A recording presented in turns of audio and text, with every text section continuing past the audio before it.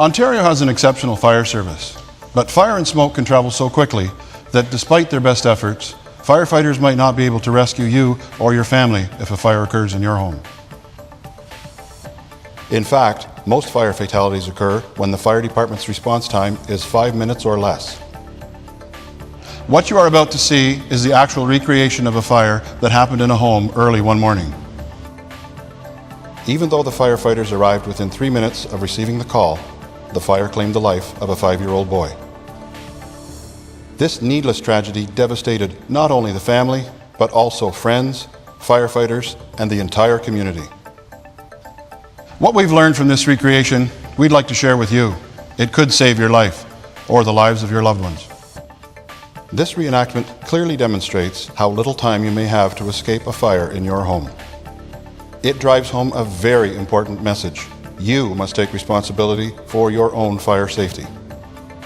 As you are about to see, you may have less than 1 minute to safely escape a fire in your home. As lead investigator of this fatal fire, I determined the movements of the family. I also considered the amount of time for them to exit the dwelling. The building consisted of 2 semi-detached homes divided by a cinder block wall. Other than some very minor smoke damage, the adjoining home was intact. Permission to burn the adjoining home provided us with a unique opportunity to recreate this fire in almost identical conditions. We prepared the adjoining home to ensure the furnishings, temperature, and conditions reflected those in the destroyed home at the time of the fire. We then set up a fire simulation to test our theory that the fire had started in the wicker chair. But more importantly, it provided an opportunity to test the effectiveness of smoke alarms and the importance of home fire escape planning. In the destroyed home, there was only 1 smoke alarm located in the hall outside the sleeping area on the 2nd floor.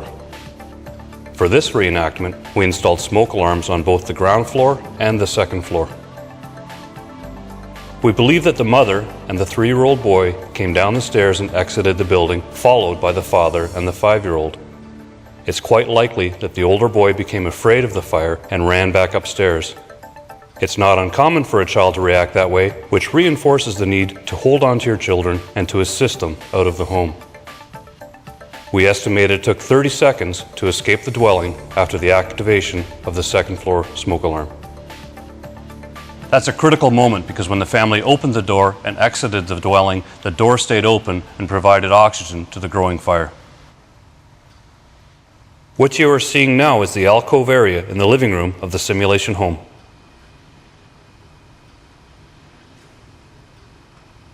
The kitchen is on the right side of the frame and the front door is on the left. A fire is being ignited on the wicker chair, which was determined to be the point of origin of the fire.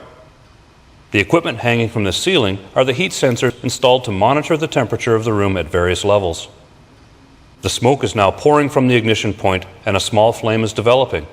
The wicker chair is now burning.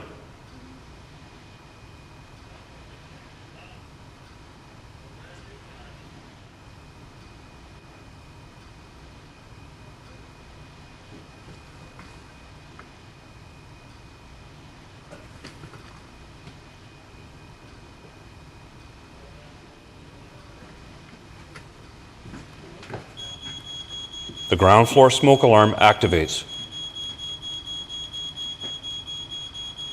Remember, there was no ground floor smoke alarm in the actual fire. The fire is still in its early stages, but you can see that the toxic smoke layers are already beginning to accumulate at the ceiling level. If the occupants were alerted to the fire at this point, they would have had more time to safely escape. In a fire, every second counts. There is no time to spare.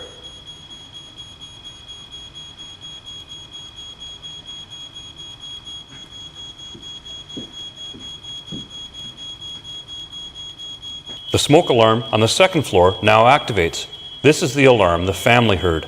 At this stage, they are getting out of bed, gathering their children, and preparing to escape. These are the fire conditions that the family would have faced as they came down the stairs. At this point, the temperature in the room at the shoulder level is approximately 40 degrees Celsius.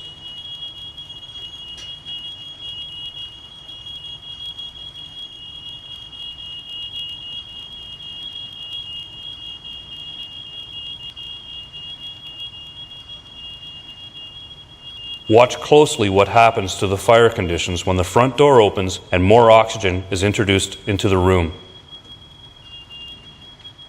At this stage, we believe the mother and 3-year-old are now exiting the front door. In the confusion of the growing fire, the father and older boy became separated, and the father barely escaped with his life.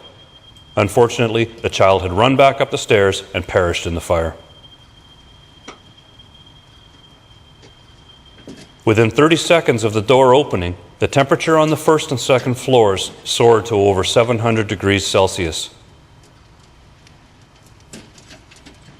The fire is spreading rapidly throughout the room as flaming paint is dropping onto the furnishings.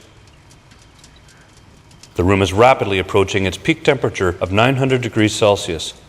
All of the materials in the room are now burning, and in less than 3 minutes, we have reached flashover conditions. No one can possibly survive these conditions. You can hear the front window shattering. These are the conditions that the firefighters faced as they entered the burning building in attempts to rescue the young victim.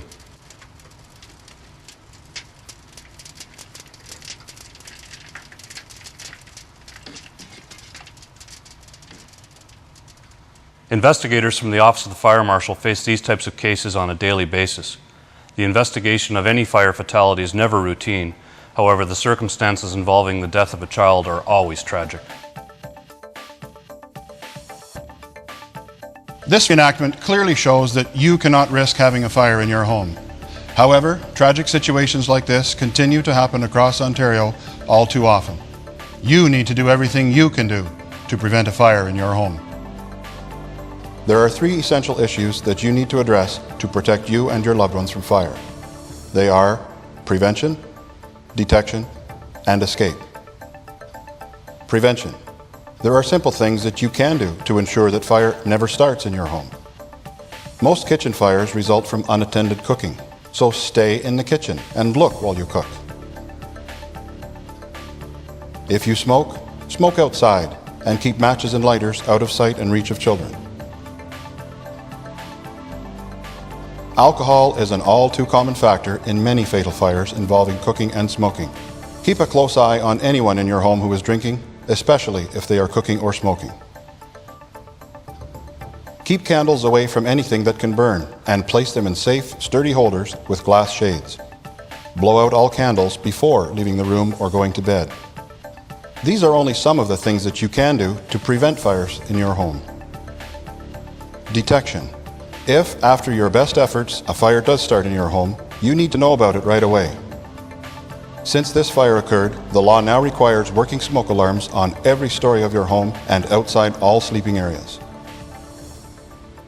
The fire service recommends that you also install a smoke alarm in every bedroom.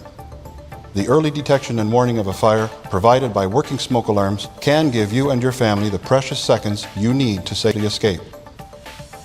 Remember, it's the law. Escape. Everyone in your home needs to know what to do when they discover a fire or hear the smoke alarm. Most fatal fires occur at night when everyone is asleep, so it's important that you develop a home fire escape plan and practice it with the entire household so everyone knows all possible escape routes to get out safely. Make sure someone assists small children, older adults, or anyone requiring assistance. As this video has demonstrated, a fast, pre-planned escape is critical to survival. There are no second chances in a fire. Another way that you can greatly improve your odds of surviving a fire in your home is to install residential sprinklers. Sprinklers provide excellent fire protection because they can extinguish fires or control and contain them until help arrives. They limit smoke development and spread, giving occupants more time to evacuate and significantly reducing the likelihood of injury and death due to smoke inhalation. Sprinklers can cost as little as 1 to 1.5% of the cost to build a new home. If you are building a new home, the Fire Service strongly recommends that you install sprinklers. The Fire Service of Ontario is working hard to keep all of our communities safe from fire, but we can't do it alone. We need your help. Adults and children are dying in fires that can easily be prevented. It's your responsibility to keep your family and your home safe from fire. For more information, visit the Office of the Fire Marshal website or contact your local fire department.